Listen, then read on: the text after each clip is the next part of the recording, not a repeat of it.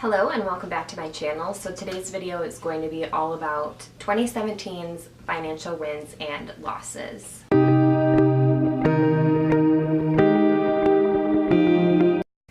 So if you are new here, I started this channel about 4 months ago and I have not been able to document or really budget the full year. It's been about 4 months. It's very easy, in my opinion, to look month to month and not always feel amazing about it because you're in the nitty-gritty. This video is very fun to look back at my year and realize that I actually did do a lot of things this year and I should be proud of my financial year, especially considering that I wasn't truly budgeting. So I'm going to start off with that then. So as a loss, I really wasn't budgeting the full entire year. I don't have really any documentation of what I spent and what I was doing. I was not getting into more debt. However, I wasn't being very intentional with my money. So that was definitely not a win. And then on top of it, I'm still trying to figure out my budget, and every month it seems I'm going over in a category. I've tried really hard to cut back on some of my categories. When I first started budgeting, I know I had a crafting budget, a beauty budget, a fun money budget, you know what I mean, and kind of unnecessary. So I've tried to pare that down, and each month I have done that, but each month I'm still finding myself in some category overspending, whether it's restaurants, groceries, gas, and I'm sure that this comes just with learning about your budget in general, but it doesn't feel great when every single month you're over on something. Again, I always pull that money from somewhere else, so it's not like I'm using money I don't have, but I'm really trying to tell myself I don't have that money and I shouldn't spend it to begin with. So that's pretty much my losses. To be honest, financially this year, nothing really bad happened, thankfully. So I'm going to go straight into the wins now.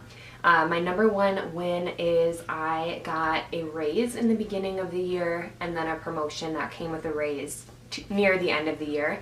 So I was able to add about $11,000 to my salary this year, and I'm not sure if that's going to happen next year. However, I know I'll at least get a inflation increase, but I do plan on working really hard to show that I still deserve raises and I'm still valuable to the company, and I hope that that works. We'll see, but either way, 2017 was a wonderful time for my career, and not only that, my promotion came with an actual title change that changed into the area of my career that I'm more interested in. So very good career-wise.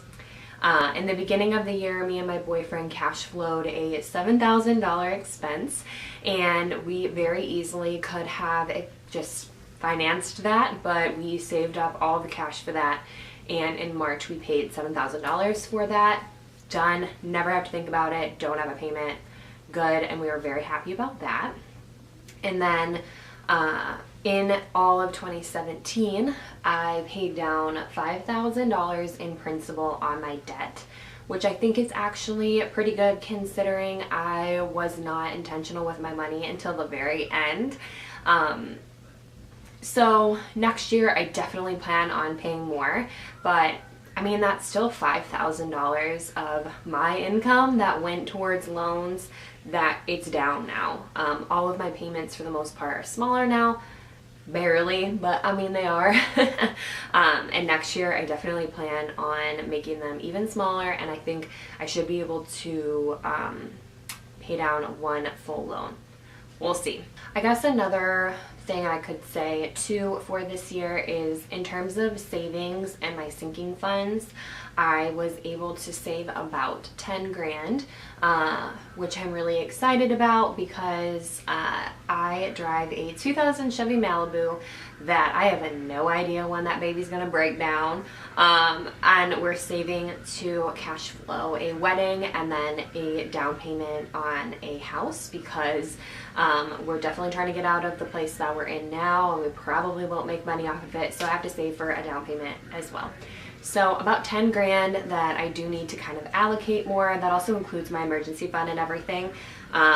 But I thought that was pretty exciting. When I looked back at my year, I realized that it was actually overall pretty good, and to go into 2018 with great intentions and goals, which I will share my financial goals in another video. I'm really excited to see what 2018 could bring. But if you guys have any financial wins, I would love to hear them. Please leave that below. I love hearing, and I love thinking just about like all of the good and positive that came from the year, because it's really easy to just focus on the negative. I totally get it. But yeah, I hope you guys enjoyed this video, and if you like budget and lifestyle videos, please consider subscribing, and I hope that you guys have a wonderful new year and a great 2018. Thank you for watching. Bye.